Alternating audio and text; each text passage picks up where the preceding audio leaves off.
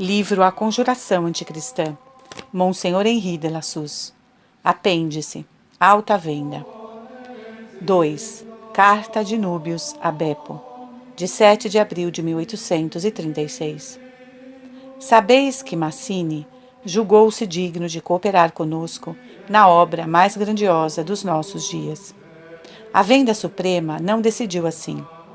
Mazzini tem demasiadamente os modos de um conspirador de melodrama para que convenha ao papel obscuro que nos resignamos a representar até o dia do triunfo.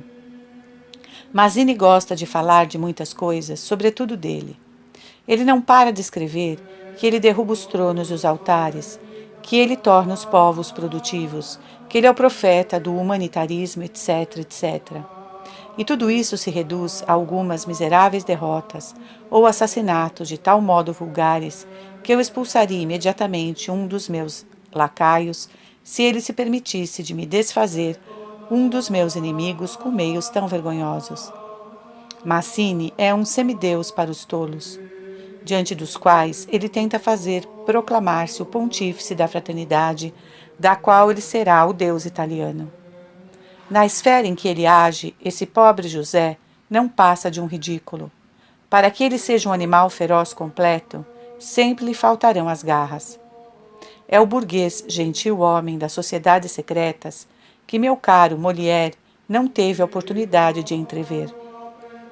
Deixemo-lo espalhar boatos nos cabarés do Lago Léman ou esconder nos lupanares de Londres sua importância e sua vacuidade real. Que ele fale ou que ele escreva. Que fabrique bem a seu gosto, com os velhos detritos de insurreição ou com seu general Ramorino, jovens Itálias, jovens Alemanhas, jovens Franças, jovens Polônias, jovens Suíças, etc., etc. Se isso pode servir de elemento ao seu insaciável orgulho, não nos opomos. Mas fazei-o compreender, arranjando os termos segundo vossas conveniências, que a associação da qual ele falou não mais existe, se é que algum dia existiu. Que vós não a conheceis e que, no entanto, deveis declarar-lhe que, se ela existisse, ele teria com toda certeza tomado o pior caminho para entrar aí. Admitida a sua existência, essa venda está evidentemente acima de todas as outras. É a São João de Latrão, captu et mater omnium ecclesiarum. Para ela, foram chamados apenas os eleitos julgados dignos de serem aí introduzidos. Até esse dia, Mazzini teria sido excluído dela. Não pensa ele que, se metendo pela metade, pela força ou pela artimanha, num segredo que não lhe pertence, ele se expõe a perigos que já fez correr a mais de um? Arrumai esse último pensamento ao vosso gosto, mas passai-o ao grande padre de punhal. E eu, que conheço sua consumada prudência, garanto que esse pensamento produzirá seu efeito sobre o rufião. 12. Carta de Vindite, escrita de Castellammare a Núbios, em 9 de agosto de 1838. Aí ele desenvolve o plano da alta venda. Os assassinatos de que os nossos se tornaram culpados, ora na França, ora na Suíça, e sempre na Itália, constituem para nós uma vergonha e um remorso. É o berço do mundo explicado pelo apólogo de Caim e Abel, e estamos progredindo bastante para que nos contentemos com semelhantes meios. De que serve um homem morto? Para atemorizar os tímidos e afastar de nós todos os corações audaciosos. Nossos predecessores, no carbonarismo, não compreendiam o poder que tinham. Não é com o sangue de um homem isolado, nem mesmo de um traidor, que ele deve ser exercido, mas sobre as massas. Não individualizemos o crime, a fim de crescer até as proporções do patriotismo e do ódio à Igreja. Devemos generalizá-lo. Que representam para o mundo alguns cadáveres desconhecidos, jogados na rua pela vingança das sociedades secretas? Que importa ao povo que o sangue de um operário, de um artista, de um gentil homem ou mesmo de um príncipe tenha corrido em virtude de uma sentença de Mazzini ou de alguns de seus sicários que brincam seriamente de Saint-Verme O mundo não tem tempo de prestar atenção aos últimos gritos da vítima. Ele passa e esquece.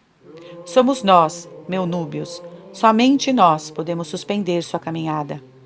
O catolicismo não tem mais medo de um estilete bem afiado do que a monarquia, mas essas duas bases da ordem social podem desmoronar sob a corrupção.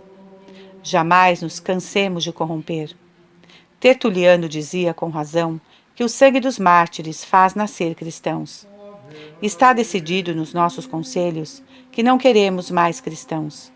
Não façamos, pois, mártires, mas popularizemos o vício nas multidões.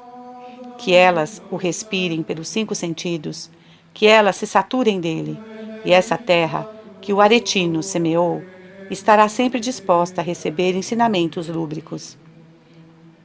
Formai corações viciosos e não tereis mais católicos. Afastai o padre do trabalho, do altar e da virtude. Procurai sutilmente ocupar seus pensamentos e suas horas com outras coisas. Tornai-o ocioso, comilão e patriota. Ele se tornará ambicioso, intrigante e perverso. Assim tereis cumprido a vossa tarefa 1000 vezes melhor do que se tivéssemos embotado a ponta dos vossos estiletes nos ossos de alguns pobres miseráveis. Não desejo, e vós também não é verdade, amigo Núbios? Dedicar minha vida aos conspiradores para me arrastar nos hábitos inveterados.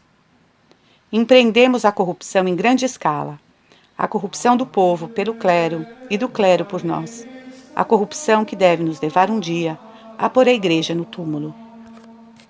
Ouvi ultimamente um dos nossos amigos rir de uma maneira filosófica acerca dos nossos projetos e dizer: para bater o catolicismo é preciso começar por suprimir a mulher.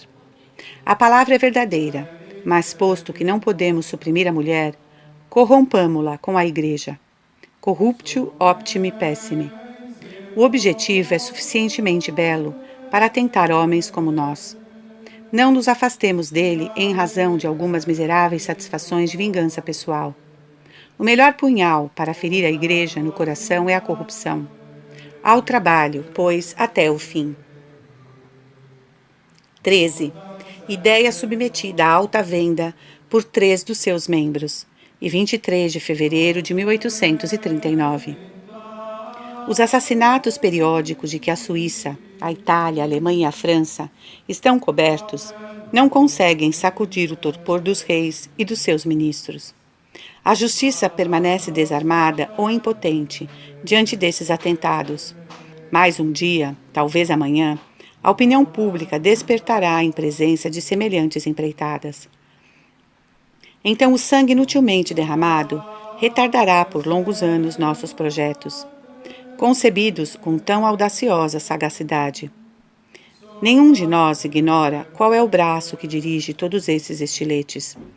Sabemos, sem poder duvidar, quais são os birbanti, que por somas relativamente mínimas dispõem, sem nenhum proveito, da existência dos seus associados ou da vida dos estranhos ao carbonarismo.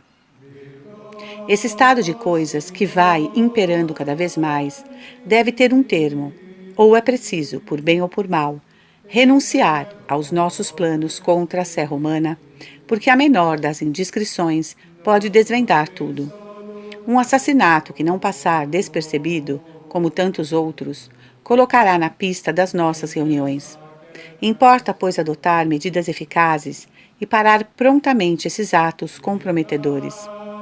Aquilo que a sociedade cristã se permite para sua defesa e aquilo que o carbonarismo, por alguns dos seus chefes, encara como lícito e político, não deve nos espantar mais do que a sociedade e o carbonarismo.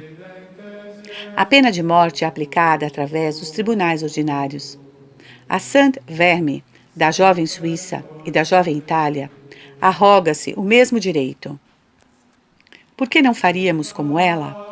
Seus 4 ou 5 membros, que recrutam os mercenários do punhal e lhes apontam a vítima a ferir na sombra, imaginam estar acima de todas as leis.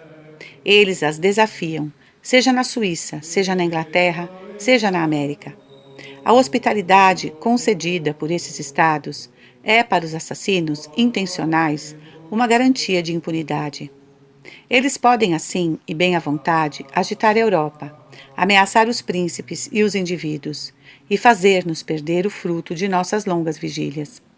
A justiça, que verdadeiramente tem uma venda nos olhos, não vê nada, não adivinha nada, e, sobretudo, nada pode, porque entre o estilete e a vítima se eleva uma barreira internacional que os costumes e os tratados tornam intransponível. A justiça humana está sem força em face desses acúmulos de homicídios, mas será que a alta venda não teria nada a ver com semelhantes negócios? Alguns insubordinados, tomando nossa paciência por fraqueza, puseram-se em revolta contra a venda suprema. Eles agem à sua revelia e em seu detrimento. São traidores e perjuros. A lei civil que eles transgrediram, ou fazem transgredir, é impotente para puni-los. Será que não cabe à alta venda pedir-lhes contas pelo sangue derramado? A sociedade cristã não tem a feliz ideia de atingir secretamente, no fundo dos seus refúgios, aqueles que, de uma maneira arbitrária, dispõem da vida dos seus semelhantes. Ela não sabe nem se proteger, nem defender seus membros. Ela não tem um código secreto para punir aqueles que estão ao abrigo do código público. É o seu processo. O nosso será muito menos complicado, porque deve-se esperar que não tenhamos vãos escrúpulos. Ora, pois, certos dissidentes, pouco perigosos hoje, mas que podem tornar-se mais tarde, mesmo por sua orgulhosa incapacidade e desordenada enfatuação, põem a cada instante a alta venda em perigo. Começam suas experiências de assassinato em príncipes e obscuros cidadãos. Logo, pela força das coisas, chegarão até nós, e após nos terem comprometido em razão de 1000 crimes inúteis, far-nos-ão desaparecer misteriosamente como obstáculos. Trata-se muito simplesmente de antecipar-nos e de fazer voltar contra eles o ferro que aguçam contra nós. Seria muito difícil a alta venda pôr em prática um plano que um de seus membros apresentou pessoalmente ao príncipe de Metternich? Eis o plano em toda a sua simplicidade. Não podeis, dizia ele, confidencialmente ao chanceler, atingir os chefes das sociedades secretas, que num território neutro ou protetor desafiam vossa justiça e conspurcam vossas leis. Os decretos das vossas cortes criminais falecem diante das costas da Inglaterra. Eles se embotam nos rochedos hospitaleiros da Suíça. Depois, mês a mês, vós vos encontrais sempre mais fraco, sempre mais desarmado diante das audaciosas provocações. A justiça dos vossos tribunais está condenada à esterilidade. Não poderíeis encontrar no arsenal das vossas necessidades de Estado, na evocação da Salus Populi Suprema Lex, um remédio para os males que todos os corações honestos deploram? As associações ocultas julgam e fazem executar seus decretos através do direito que se arrogam. Os governos estabelecidos, tendo duplo interesse em se defenderem, porque, em se defendendo, salvaguardam a sociedade por completo, não teriam o mesmo direito que as vendas usurpam? Seria, pois, impossível combinar alguns meios que, levando a perturbação ao seio do inimigo social, tranquilizaria os bons e acabariam, muito prontamente, em atemorizar os maus? Esses meios são mesmo indicados por esses últimos. Eles ferem por intermédio de segunda ou terceira mão. Feri como eles. Fazei procurar agentes discretos, ou melhor ainda, carbonários sem consistência, que desejam resgatar seus velhos pecados, ligando-se à polícia secreta. Que sejam tacitamente ajudados a tomar precauções para escaparem às primeiras investigações. Que ignorem a trama da qual serão instrumentos. Que o governo não use de severidade, nem à direita nem à esquerda, que não perca nenhum golpe, mas que mire justo, e após ter escamoteado, assim, 2 ou 3 homens, restabelecereis o equilíbrio na sociedade. Aqueles que realizam o trabalho de matar, primeiramente se espantarão. Em seguida, se atemorizarão, por encontrarem justiceiros tão terríveis quanto eles. Ignorando de onde parte o golpe, Eles o atribuirão inevitavelmente a rivais. Terão pavor de seus cúmplices e logo voltarão a embainhar a espada, porque o pavor se comunica bem depressa nas trevas. A morte se faz incógnito de mil maneiras. Fechai os olhos, e posto que a justiça dos homens não pode alcançar nos seus covis, nossos modernos velhos da montanha, deixai penetrar aí a justiça de Deus, sob a forma de um amigo, de um servidor ou de um cúmplice, que terá um passaporte perfeitamente regrado. Esse plano, que a incurável despreocupação do chanceler da corte e do Estado rejeitou por motivos pelos quais os impérios poderão se arrepender mais tarde, pôs perfeitamente nosso irmão e amigo na confiança do governo. Mas será proibido empregar para nossa preservação os meios de salvação que as cabeças coroadas desdenham para si mesmas. Se por uma via ou por outra a alta venda for descoberta, não seria possível tornar-nos responsáveis pelos atentados cometidos por outros? Nós não agimos nem através de insurreição, nem através do assassínio. Mas, como nós não poderíamos divulgar nossos projetos anticatólicos, seguir-se-ia que a alta venda seria acusada de todas essas ignominiosas ciladas. O recurso que nos resta, a fim de escaparmos a semelhante opróbrio, é armar discretamente alguma boa vontade, suficientemente corajosa para punir, mas suficientemente limitada para não compreender demais. Os dissidentes colocaram-se voluntariamente fora da lei das nações. Eles se colocam fora da lei das sociedades secretas.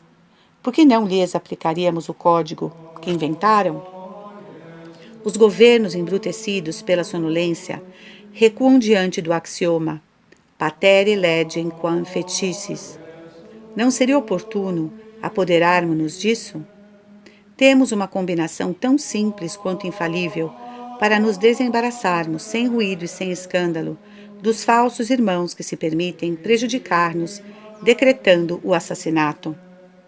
Essa combinação, bem colocada em jogo, carrega inevitavelmente a perturbação e a desconfiança às vendas insubmissas.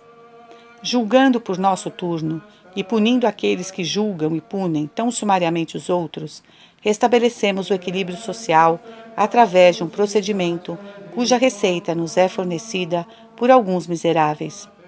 A combinação é aplicável.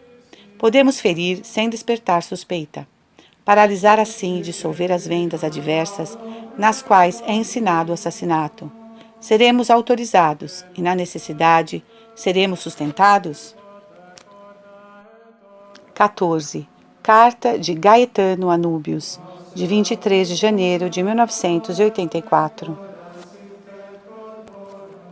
Após ter contribuído tanto quanto estava nele para a perversão do povo, vieram as reflexões e ele endereça conselhos que constituem uma demissão antecipada ou uma reclamação. Antes de responder às vossas duas últimas cartas, meu Núbios, devo participar-vos algumas observações que gostaria muito vos aproveitassem. No espaço de alguns anos, avançamos consideravelmente as coisas. A desorganização social reina por toda parte. Ela está no norte como no sul, no coração dos gentis homens, como na alma dos padres. Tudo sofreu o nível, sob o qual queríamos rebaixar a espécie humana. Aspiramos a corromper para chegar a governar, e não sei se, como eu, vos espantais com a nossa obra. Temo ter ido longe demais. Corrompemos demasiadamente, e estudando a fundo a personalidade dos nossos agentes na França, começo a crer que não controlaremos à vontade a torrente que fizemos transbordar. Há paixões insaciáveis que eu não adivinhava, apetites desconhecidos, ódios selvagens que fermentam ao nosso redor e debaixo de nós. Paixões, apetites e ódios, tudo isso pode nos devorar um belo dia. E se houvesse tempo de remediar essa gangrena moral, seria para nós um verdadeiro benefício. Foi muito fácil perverter. Será também bem simples sempre refrear os pervertidos? Aí, para mim, está a questão grave. Procurei frequentemente tratá-la convosco, mas evitastes a explicação. Hoje não é mais possível adiá-la, porque o tempo urge, e na Suíça como na Áustria, na Prússia como na Itália, nossos fanáticos, que serão amanhã nossos senhores, e que senhores, ó núbios, esperam apenas um sinal para quebrar o velho modelo. A Suíça propõe-se a dar esse sinal, mas esses radicais helvécios, dominados por seus Mazzini, seus comunistas, sua aliança com os santos e com o proletariado ladrão, não são de porte a conduzir as sociedades secretas ao assalto da Europa. É preciso que a França imprima seu sinete nessa orgia universal. Esteja bem convencido de que Paris não faltará à sua missão. Dado e recebido o impulso, aonde irá essa pobre Europa? Eu me inquieto, porque estou envelhecendo. Perdi minhas ilusões, e não gostaria, pobre e despido de tudo, assistir como um figurante de teatro ao triunfo de um príncipe que eu teria alimentado e que me repudiaria ao confiscar minha fortuna ou ao tomar minha cabeça. Fomos além dos limites em muitas coisas. Tiramos do povo todos os deuses do céu e da terra que recebiam sua veneração. Arrancamo-lhes sua fé religiosa, sua fé monárquica, sua probidade, suas virtudes de família. E agora que ouvimos ao longe seus rugidos, trememos, porque o monstro pode nos devorar. Nós o despojamos pouco a pouco de todo sentimento honesto. Ele não terá piedade. Quanto mais penso nisso, mais fico convencido de que seria preciso procurar subterfúgios. Ora, que fazeis nesse minuto talvez decisivo? Vós considerais apenas um ponto, e desse ponto espalhais os raios. E percebo com dor que todos os vossos propósitos tendem a uma conflagração geral. Não haveria um meio de recuar, de retardar, de adiar esse momento? Crede vossas medidas bem tomadas para dominar o movimento que imprimimos? Em Viena, quando soar o sino revolucionário, seremos tragados pela turba, e o chefe provisório, que dela sairá, está talvez hoje nas Gales ou em algum mau lugar. Na nossa Itália, em que se joga uma dupla partida, deveis ser afligido pelos mesmos temores. Não agitamos o próprio lodo? Essa lama sobe à superfície e tenho medo de morrer sufocado por ela. Qualquer que seja o futuro reservado às ideias que as sociedades secretas propagam, seremos vencidos e teremos senhores. Não estavam aí o nosso sonho de 1825 e as nossas esperanças de 1831? Nossa força é apenas efêmera, ela passa a outros. Sabe Deus onde parará esse progresso em direção ao embrutecimento? Eu não recuaria diante das minhas obras se nós sempre as pudéssemos dirigir, explicá-las ou aplicá-las. Mas o temor que experimento em Viena, não o sentis vós mesmo? Não vos convenceis, como eu, que é preciso, se ainda for tempo, fazer uma parada no templo antes de fazê-lo sobre ruínas? Essa parada é ainda possível, e só vós, ó núbios, podeis decidi-la. Não é verdade que, tratando disso com habilidade, poderíamos desempenhar o papel de Penélope e romper durante o dia a trama que teríamos preparado durante a noite? O mundo está lançado no declive da democracia, e faz algum tempo, para mim, democracia quer dizer sempre demagogia.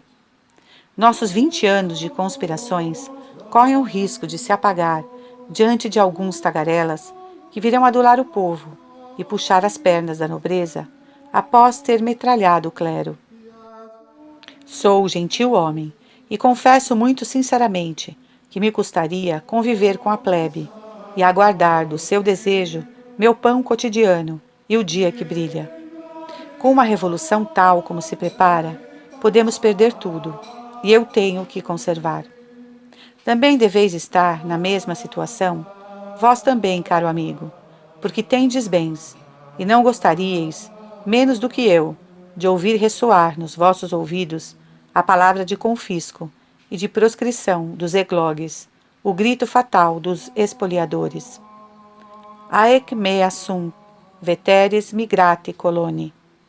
Tenho bens, quero tê-los, e a revolução pode levar-me tudo fraternalmente. Outras ideias ainda me preocupam, e estou certo de que elas preocupam simultaneamente vários dos nossos amigos. Ainda não tenho remorsos, mas estou perturbado com temores, e em vosso lugar, na situação em que percebo os espíritos na Europa, não gostaria de assumir sobre meus ombros essa responsabilidade que pode conduzir Joseph Mazzini ao Capitólio. Mazzini no Capitólio, Núbios, no rochedo tarpeano ou no esquecimento. Eis o sonho que me persegue, se o azar realizar vossos propósitos. Esse sonho vos sorri, ó Núbios. 15. Carta de Beppo, escrita de Livorni a Núbios e datada de 2 de novembro de 1844. Caminhamos a toda velocidade e a cada dia incorporamos novos e ferventes neófitos na conspiração. Fervit opus. Mas o mais difícil ainda está não somente por fazer, mas mesmo por esboçar. Conquistamos, e sem maiores dificuldades, monges de todas as ordens, padres de quase todas as condições, e certos monsenhores intrigantes ou ambiciosos. Talvez não seja o que há de melhor ou de mais respeitável, mas não importa.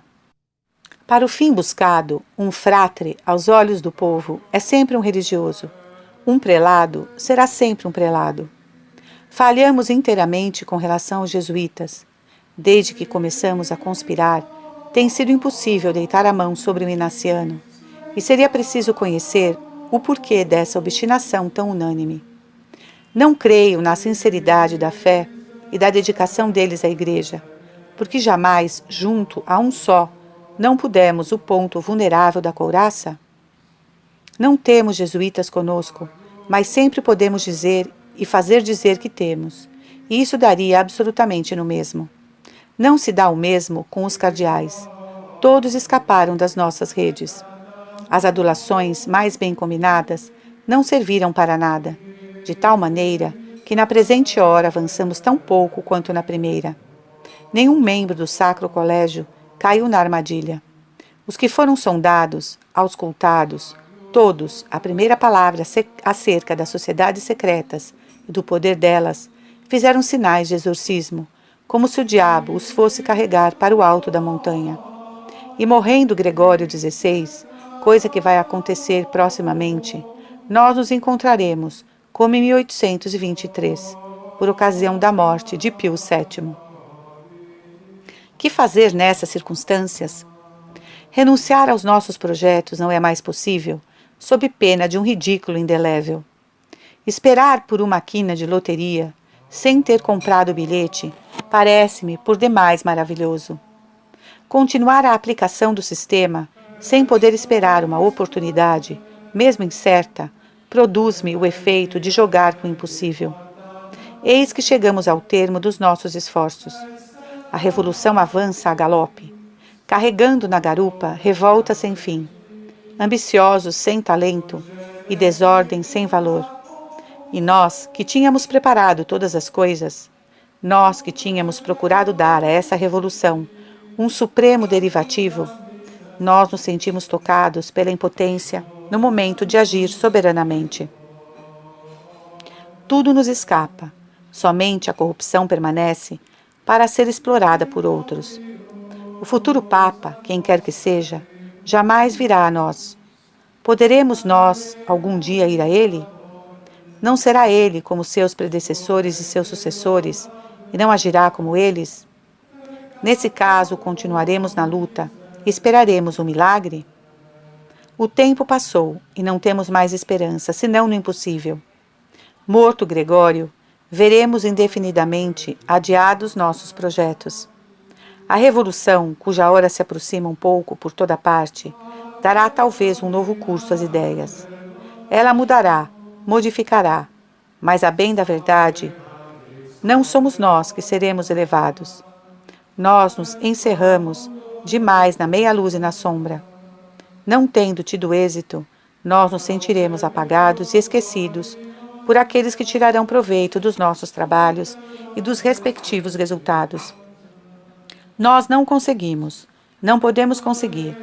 É preciso, pois, sucumbir e se resignar ao mais cruel dos espetáculos, o de ver o triunfo do mal que se fez e não partilhar desse triunfo.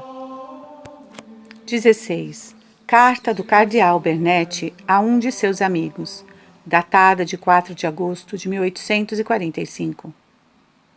Tenho frequentemente conversado convosco acerca das minhas apreensões sobre o estado das coisas. O Papa e o governo procuram um remédio para o mal, uma saída para o contágio. Um e outro progridem sem que se possa parar o curso dessa torrente desconhecida. Coisas vagas e misteriosas são agitadas ao nosso redor. Vê-se muito mal e muito pouco bem. Nosso jovem clero está imbuído das ideias liberais, e deles se embebeu pelo pior aspecto. Os estudos sérios foram abandonados. Esforçamo-nos em vão em encorajar os alunos, recompensar os professores, prometer a uns e outros as graças que o Santo Padre está sempre disposto a conceder. Isto em nada melhora o estado dos espíritos. Os jovens trabalham para a aquisição de suas futuras funções, mas, como nos bons dias de Roma, não é o trabalho que constitui a felicidade e a ambição deles. Eles se preocupam muito pouco em tornar-se sábios teólogos, graves casuístas ou doutores versados em todas as dificuldades do direito canônico. Eles são padres, mas aspiram a tornar-se homens. E é inacreditável tudo quanto misturam de fé católica e de extravagância italiana sob esse título de homem, que preconizam com ênfase cômica. A mão de Deus nos pune, humilhemo-nos e choremos, mas essa perversão humana da juventude ainda não é o que mais preocupa e atormenta aqui. A parte do clero que, segundo nós, chega naturalmente aos trabalhos e que já nos empurra para o túmulo, repreendendo-nos tacitamente por termos vivido muito, muito bem. Essa parte do clero é 1000 vezes mais contaminada pelo vício liberal do que a juventude. A juventude é inexperiente, ela se deixa seduzir.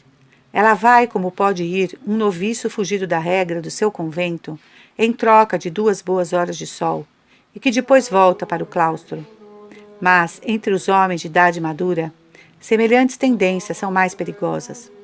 A maioria nada conhece, nem do caráter, nem das coisas desse tempo, e eles se deixam levar por sugestões das quais nascerão, evidentemente, grandes crises para a Igreja. Todas as pessoas de bem ou de talento que empregamos são ao mesmo instante objeto de maldições públicas. Os estúpidos, os fracos e os preguiçosos se veem ipso facto cobertos de uma áurea de popularidade que constituirá para eles um ridículo a mais. Sei que no Piemonte, na Toscana, nas 2 Sicílias, assim como no Lombardo veneziano, o mesmo espírito de discórdia sopra sobre o clero. Da França chegam-nos notícias deploráveis. Quebram o passado para nos tornarem homens novos. O espírito de seita toma o lugar do amor ao próximo. O orgulho individual, que talentos tristemente empregados colocam no lugar do amor a Deus, cresce na sombra. Virá o dia em que todas essas minas carregadas de pólvora constitucional e progressista explodirão. Queiram os céus que, após ter visto tantas revoluções e assistido a tantos desastres, eu não seja testemunha de novos males para a Igreja. A barca de Pedro sobrenadará, sem nenhuma dúvida. Mas envelheço, sofro há muito tempo e sinto a necessidade de me recolher na paz, antes de ir prestar contas a Deus de uma vida tão atormentada ao serviço da sé apostólica. Que sua divina vontade seja feita, e tudo será para o melhor. 17. Carta de um agente das Sociedades Secretas, em 1845. Diferentes partidos existem agora na Itália. O primeiro contenta-se com tudo. Depois dele vem o que quer ir mais longe. Ele quer reformas progressivas, mas contínuas, não somente na administração, mas também na política. Atrás dele está o partido chamado italiano, que empurra o primeiro e o segundo, que aceita tudo para ir em frente.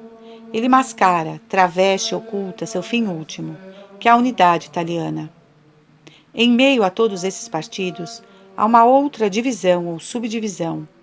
Quero falar do clero, para o qual Gioberti, e o que Mazzini é para o partido italiano.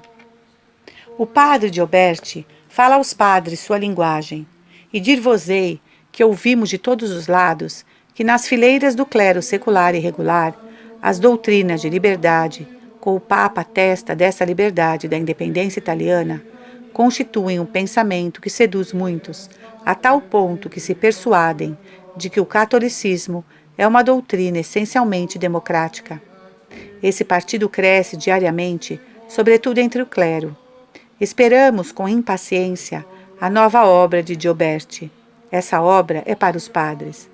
O livro, ou melhor, os 5 volumes de Gioberti, ainda não foram publicados. Mazzini espera-os impacientemente para deles falar no primeiro capítulo da obra que vai ser lançada e terá por título Os Partidos da Itália, ou a Itália com seus príncipes, ou a Itália com o Papa. 18. Carta endereçada de Livorni a Núbios por Piccolo Tigre, o qual ainda ignora a saída forçada do seu chefe. 5 de janeiro de 1846. A viagem que acabo de realizar à Europa foi mais feliz e produtiva do que esperávamos. Doravante basta-nos pôr mãos à obra para chegar ao desnudamento da comédia. Encontrei por toda parte espíritos muito inclinados à exaltação. Todos garantem que o velho mundo está ruindo e que se acabaram os tempos dos reis. A colheita que recolhi foi abundante. Nesse caminho encontrareis as primícias, as quais não preciso que me confirmeis, porque gosto de dispor poucos dos meus amigos, poderia dizer dos meus irmãos. A colheita feita deve frutificar, e se acreditar nas notícias que me comunicaram aqui, chegamos à época tão desejada. A queda dos tronos não me oferece mais dúvida a mim, que acabo de estudar na França, Suíça, Alemanha e até na Rússia, o trabalho das nossas sociedades. O assalto que dentro de alguns anos, e talvez mesmo de alguns meses, será lançado contra os príncipes da terra, soterrá-los-á sob os destroços dos seus exércitos impotentes e das suas monarquias caducas. Por toda parte existe entusiasmo entre nossos e apatia ou indiferença entre os inimigos. É um sinal certo, infalível do sucesso. Mas essa vitória, que será tão fácil, não é aquela que provocou todos os sacrifícios que fizemos. Há uma mais preciosa, mais durável e que desejamos há muito tempo. Vossas cartas e as dos vossos amigos os estados romanos permitem-nos esperá-la. É o objetivo para o qual tendemos. É o termo ao qual queremos chegar. Com efeito, que pedimos em reconhecimento às nossas dificuldades e aos nossos sacrifícios? Não uma revolução numa região ou noutra. Isso se obtém quando bem se quer. Para matar seguramente o velho mundo, acreditamos fosse preciso sufocar o germe católico e cristão. E vós, com a audácia do gênio, os oferecestes para ferir a cabeça, com a funda de um novo Davi, o Golias pontifício. Está muito bem, mas quando ferireis? Tenho pressa de ver as sociedades secretas engalfinhadas com esses cardeais do Espírito Santo, pobres naturezas estioladas, que jamais devem sair do círculo no qual a impotência ou a hipocrisia os encerra. No curso de minhas viagens, vi muitas coisas e poucos homens. Teremos uma multidão de devotados subalternos, mas nenhuma cabeça, nenhuma espada para comandar. O talento é mais raro do que o zelo. Esse bravo Mazzini, que reencontrei várias vezes, tem sempre dentro do cérebro e da boca seu sonho de humanidade unitária. Mas, afora seus pequenos defeitos e sua mania de mandar assassinar, há coisas boas nele. Com seu misticismo, atinge a atenção das massas, que nada compreende dos seus grandes ares de profeta e dos seus discursos de iluminado cosmopolita. Nossas gráficas da Suíça estão em bom caminho. Elas produzem livros tais como os desejamos, mas são um pouco caros. Consagrei a essa necessária propaganda uma parte bastante importante dos subsídios recolhidos. Vou utilizar os restantes nas legações. Estarei em Bolonha por volta de 20 deste mês. Podereis mandar-me as instruções para o endereço ordinário. Dali, transportar-me-ei para os lugares nos quais julgardes que minha presença dissimulada será mais necessária. Falai, estou pronto a executar. 19. Num breve endereçado a Crétinô-Joly, em 25 de fevereiro de 1861, Pio IX consagrou, por assim dizer, a autenticidade das peças que acabamos de ler. Caro filho, saudação e bênção apostólica. Adquiriste direitos particulares ao nosso conhecimento, quando há 2 anos formastes o projeto de compor uma obra recentemente terminada e novamente entregue à impressão, para mostrar através de documentos esta Igreja Romana, sempre exposta à inveja e ao ódio dos maus, e sempre triunfante em meio às revoluções políticas do nosso século.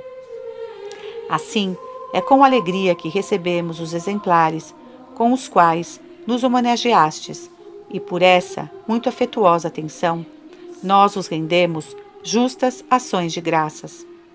Quanto ao mais, os tempos que se seguiram, tempos, ó dor, tão tristes e tão cruéis, tão funestos a esta sé de Pedro e a Igreja, não podem perturbar nossa alma, posto que é a causa de Deus que defendemos, causa pela qual nossos predecessores sofreram a prisão e o exílio, deixando-nos assim um belo exemplo a seguir. Supliquemos, pois, ao Senhor Todo-Poderoso que nos fortifique com sua virtude e ouça as orações que a Igreja, para dissipar essa tempestade medonha, lhe dirige por toda parte com um só coração. Nós vos confirmamos nosso amor, todo particular através da bênção apostólica, penhor de toda a graça celeste, que a vós, caro filho, e a toda a vossa família, concedemos na afetuosa efusão do nosso coração paterno. Dado em Roma, junto a Pedro, no dia 25 de fevereiro de 1861. 4º ano do nosso pontificado, Pio IX, Papa. 20. A grande obra da qual a alta venda fora encarregada desde 1820 não terminou com a ocupação de Roma pelos piemonteses. A sequência está confiada a outras mãos. 20 anos após a ruína do poder temporal, Lemy, o grande mestre da franco-maçonaria na Itália, endereçou o documento abaixo a todas as lojas da península. Do irmão, 10 de outubro de 1890. Aos veneráveis irmãos das lojas italianas. O edifício que os irmãos estão em vias de erguer no mundo não poderá ser considerado como tendo chegado a bom termo enquanto os irmãos da Itália não tiverem doado à humanidade os escombros da destruição do grande inimigo. O empreendimento avança rapidamente na Itália. Aplicamos a tesoura ao último refúgio da superstição e à fidelidade dos irmãos 33, que está à testa do poder político, Crispi. É uma garantia de que o Vaticano cairá sob o nosso martelo vivificador. Os últimos esforços encontrarão maiores obstáculos da parte do chefe dos padres e dos seus arrebatados escravos.